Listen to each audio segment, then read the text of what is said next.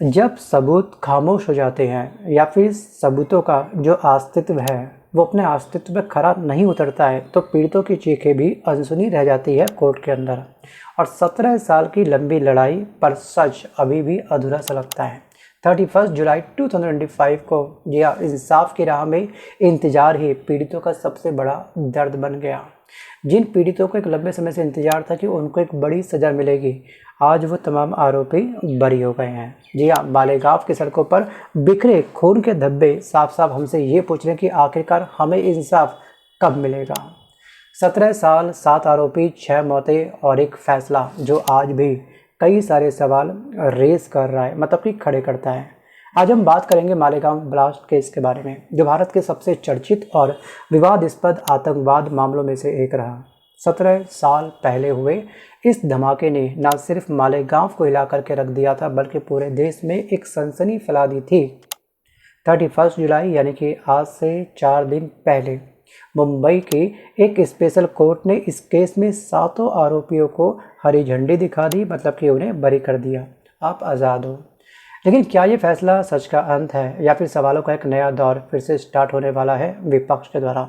2008 सितंबर 29 वो डेट थी। जी हाँ, 29 सितंबर 2008 महाराष्ट्र के नासिक जिले में बसे मालेगांव शहर के भिकू चौक पर रात करीब 9:25 पर एक तेज धमाका होता है, बूम। और ये रमज़ान का महीना था और उस समय लोग नमाज पढ़ रहे थे और इस धमाके में 6 लोग मारे गए।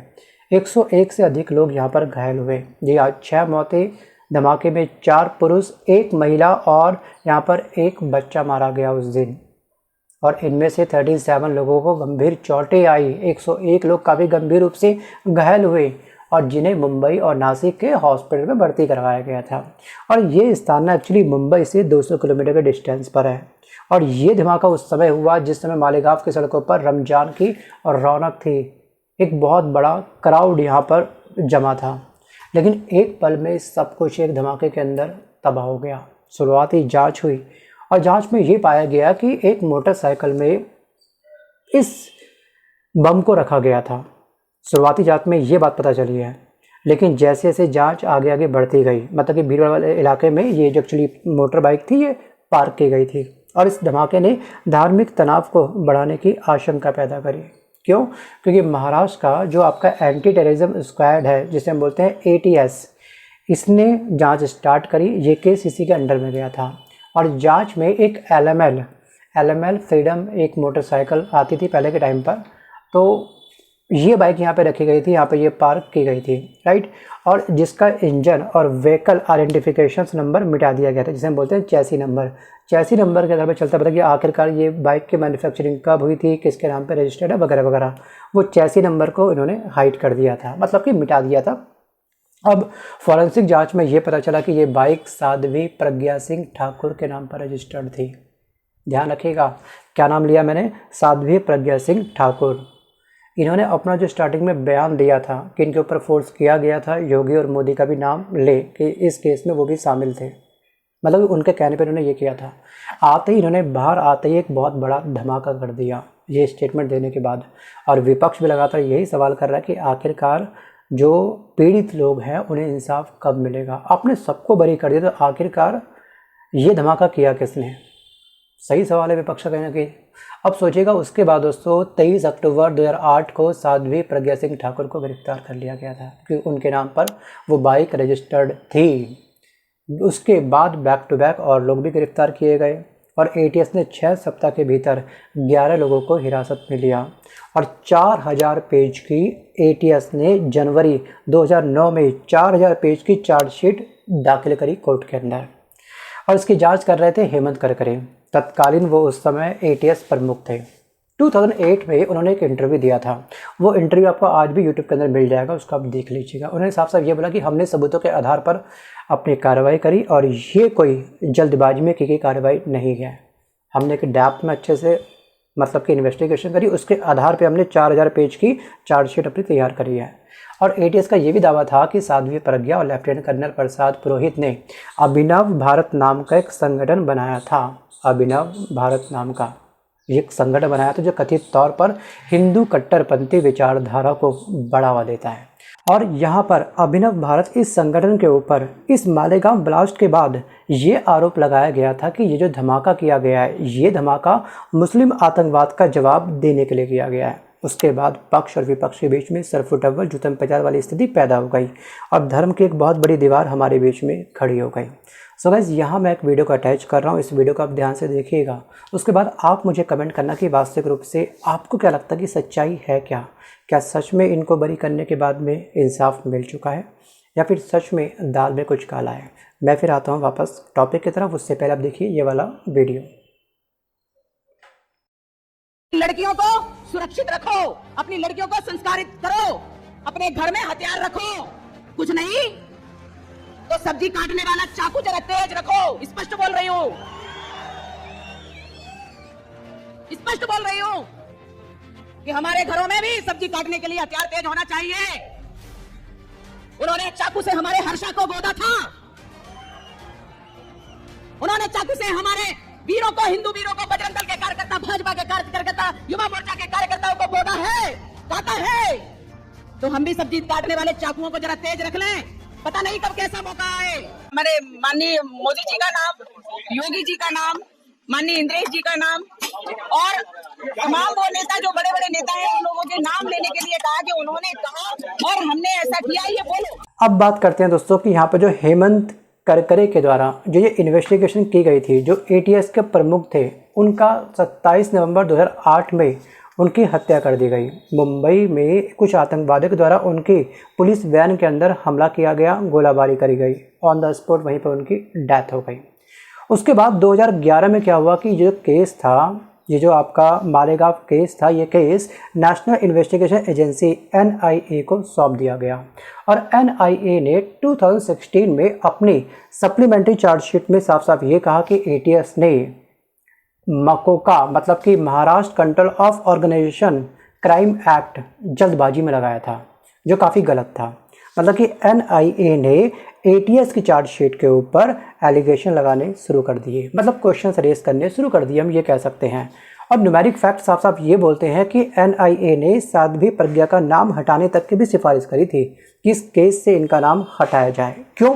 क्योंकि उसके पीछे की वजह ये थी क्योंकि जिस बाइक में वो बॉम्ब प्लांट किया गया था, जिस बाइक को उस स्थान पर पार्क किया गया था मालेगांव चौक के बीचों बीच, वो 1.5 साल से एक पहले व्यक्ति उस बाइक का इस्तेमाल कर रहा था, उसका नाम था रामचंद्र कलसांगरा। ये इस बाइक का इस्तेमाल कर रहा था। तो आखिरकार क्यों साध्वी प्रज्ञा को फंसाया जा रहा है? तो इन्होंने रिक्वेस्ट डाली कि भाई इस केस से इनका नाम हटाया जाए और साध्वी प्रज्ञा सिंह ठाकुर को बरी कर दिया जाए। ठीक है, लेकिन कोर्ट ने क्या करा? कोर्ट ने इसे खारिज कर दिया और अंत में 7 लोगों पर मुकदमा कंटिन्यू चलते रहा और NIA की जांच ने ATS की थ्योरी को कमज़ोर करने का प्रयास शुरू कर दिया और कबूलनामे में कानूनी रूप से मान्य नहीं थे। और एक रक्षा वकील की टिप्पणी में ये भी कहा गया है कि आरोपियों पर UAPA, जिसे हम बोलते हैं unlawful activities prevention act, IPC की धारा 302 मतलब कि हत्या, 307 हत्या की कोशिश और 153A मतलब कि धार्मिक नफरत फैलाने के तहत केस चला था इनके ऊपर। लेकिन सबूतों की कमी ने केस को कमज़ोर कर दिया और इनके ऊपर ये तमाम IPC की धाराएं और भी अधिक कमज़ोर पड़ गई। लेकिन अभी कुछ दिन पहले, मतलब 4 दिन पहले 31 जुलाई 2025 को स्पेशल कोर्ट के जज AK, जी हाँ, लाहौटी ने ये फैसला सुनाया है। इन्होंने ये कहा है कि NIA ये सबूत नहीं कर पाई है कि धमाका मोटरसाइकिल में हुआ है। जी हाँ, और ना ही ये साबित हुआ है कि बारूद लेफ्टिनेंट कर्नल पुरोहित के घर से आया था, क्योंकि इनको भी इस जेल के अंदर रखा गया था कि कहाँ ये कहा RDX आया था, जो बारूद आया था वो इनके घर से सप्लाई हुआ था। 7 आरोपी मतलब कि साध्वी प्रज्ञा सिंह ठाकुर, लेफ्टिनेंट कर्नल प्रसाद पुरोहित, रमेश उपाध्याय, समीर कुलकर्णी, सुधाकर चतुर्वेदी और अजय राहिरकर और सुधाकर द्विवेदी, ये 7 लोगों को बरी कर दिया गया 31 जुलाई को। 17 साल बाद सोचिए इस केस की फाइनली सुनवाई हुई। 2008 से लेकर के 2025 तक ये केस चला।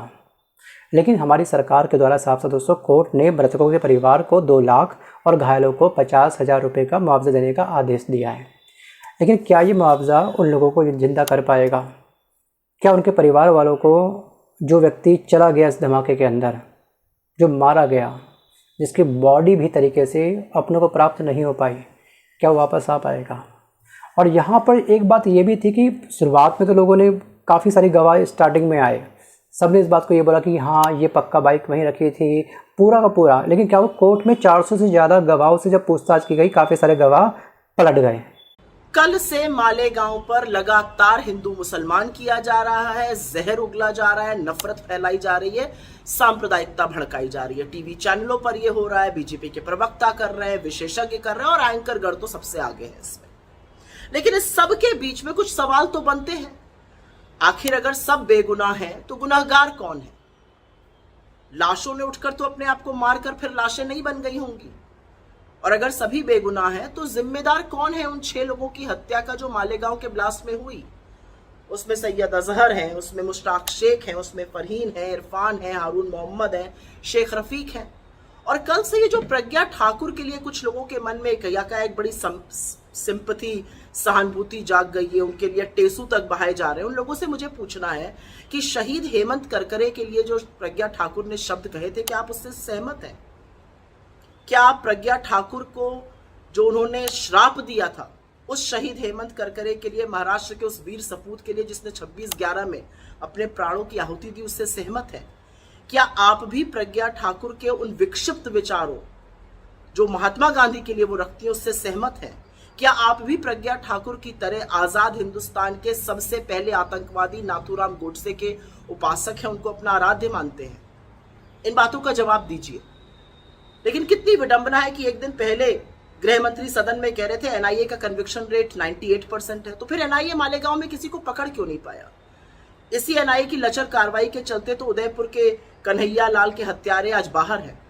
सवाल बहुत सारे हैं, लेकिन सवालों के जवाब में सिर्फ नफरत, सिर्फ जहर, सिर्फ सांप्रदायिकता ही फैलाई जा रही है। कितनी बड़ी विडंबना है कि जिस दिन इस देश पर 25% टैरिफ और जुर्माना लगा, जिस दिन अमेरिका ने हमारी इकोनॉमी पर बड़ा प्रहार किया, जिस दिन नरेंद्र मोदी मूक दर्शक बने रहे, इस देश के मीडिया ने सांप्रदायिकता भड़काई, नफरत की आग लगाई।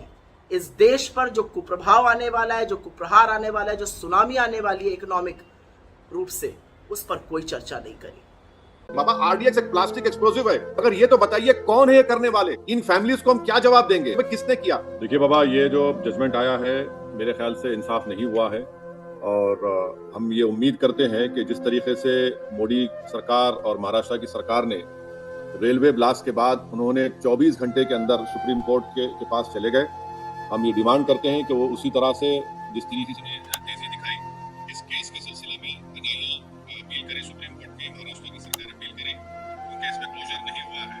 और इंसाफ का तकाजा भी है कि गवर्नमेंट ऑफ इंडिया एनआईए को परमिशन दे ताकि इमीडिएटली जजमेंट की कॉपी आज शाम तक आ जाएगी, शायद बजाय अपील करे, क्योंकि ये इंसाफ होना चाहिए। आपको क्या लगता है हम क्या करना चाहिए केंद्र सरकार को? आपकी क्या अपील है केंद्र सरकार से? नहीं, हाँ, हमारा ये बोलना यह है कि अगर वो इंसाफ को पसंद करते हैं, अगर वो ये चाहते हैं कि टेररिज्म के खिलाफ लड़ाई मजबूती से लड़ी जाए, तो केंद्र सरकार को कोई डिफरेंशिएशन नहीं करना चाहिए कि कोई हो, किसी समुदाय का हो, किसी रिलीजन का हो। इंसाफ उनसे पुकार कर कह रहा है। मालेगांव के 2006 के मरने वाले, मालेगांव में जो एक्यूज को पीटा गया, मारा गया, और मालेगांव 2008 में जो 6 लोग मारे गए, जिसमें मासूम एक लड़की भी थी, इन फैमिलीज को हम क्या जवाब देंगे? समझौता ब्लास्ट हो, रेलवे का ब्लास्ट हो, उनके फैमिलीज को हम क्या जवाब देंगे? भाई किसने किया? ठीक है, आपने रेलवे के ब्लास्ट में तो आपने जजमेंट पर स्टे लगा दी, मगर ये तो बताइए कौन है ये करने वाले? अब तमाम गवाहों ने अपनी स्टेटमेंट पलट दी और उसके बाद क्या हुआ कि एटीएस के द्वारा जो 4000 पेज की जो चार्जशीट तैयार की गई थी वो कमज़ोर पे कमज़ोर पड़ती गई, और एनआईए के द्वारा जो नई चार्जशीट जो तैयार की गई थी उसका वजूद, उसका वेटेज और अधिक बढ़ गया। और फाइनली यहाँ पर 7 जो आरोपी थे उस चार्जशीट के आधार पर उनको 31 जुलाई को बरी कर दिया। और बाहर आते ही साध्वी प्रज्ञा सिंह ठाकुर ने साफ साफ ये बोला कि मुझे जेल के अंदर यातनाएं दी गई, मेरी ज़िंदगी बर्बाद की गई, लेकिन आज भगवा की जीत हुई है। सो आज एक पक्ष ये है, लेकिन दूसरा पक्ष जो पीड़ित पक्ष है उसका सोचिए एक बार, 17 साल बाद भी पीड़ितों को इंसाफ नहीं मिल पाया। ये जांच का फेलियर है या फिर दाल में कुछ काला? आपको क्या लगता है? वीडियो को पॉज करके आप मुझे कमेंट जरूर करिएगा। लेकिन इस बात को लेकर के असदुद्दीन ओवैसी जो AIMIM के अध्यक्ष हैं, उन्होंने अपनी एक स्टेटमेंट जारी करी है। उस स्टेटमेंट को, उनकी इस वीडियो के क्लिप को मैं इस वीडियो के एंड में अटैच करूँगा, उसको आप देख लीजिएगा। लेकिन जो पीड़ितों के वकील हैं, पीड़ितों के वकीलों ने साफ साफ ये बोला है कि वो इस फैसले को सुप्रीम कोर्ट में चुनौती देंगे। और ये पहला मामला था जिसमें हिंदू कट्टरपंथियों को आतंकवाद के लिए आरोपी बनाया गया था। जो भगवा है, भगवा आतंकवाद जैसे शब्दों ने देश नीति की बहस छेड़ दी थी। जब ये केस हुआ था उस समय तो दोस्तों सोशल मीडिया प्लेटफॉर्म पर एक अलग ही मुहिम चल चुकी थी कि भगवा रंग की तुलना आतंकवाद से कर दी गई थी। और साध्वी प्रज्ञा ने यह दावा किया कि यह केस भगवा को बदनाम करने की एक बहुत बड़ी साजिश थी। और वही पीड़ितों का ये भी कहना है कि असली दोषियों को सज़ा नहीं मिली है। सोचिए 26/11 हमला, ATS प्रमुख हेमंत करकरे 2008 के मुंबई हमलों में शहीद हुए थे। 27 नवंबर 2008 दोस्तों वो डेट थी। तो दोस्तों ये थी मालेगांव ब्लास्ट केस की एक कंप्लीट केस स्टडी। लेकिन अब मेरा आपसे सवाल ये है कि मालेगांव ब्लास्ट केस 17 साल तक चला, लेकिन कई सवाल आज भी काफ़ी अनसुलझे हैं। क्या सही मायने में इंसाफ हो चुका है या फिर जांच में खामियों ने सच को दबा दिया है? दोस्तों आप इस फैसले के बारे में क्या सोचते हैं? क्या आपको ये लगता है कि पीड़ितों को इंसाफ मिलेगा आने वाले समय में, या फिर बस वो केवल इंतज़ार और बस केवल इंतज़ार करते रहेंगे? नीचे कमेंट में अपनी राय आप मुझको ज़रूर दीजिएगा कि आपको क्या लगता है। सो गाइस आज के इस वीडियो में बस कल इतना ही। मिलता हूँ जल्द एक नए वीडियो के साथ में, तब तक के लिए धन्यवाद।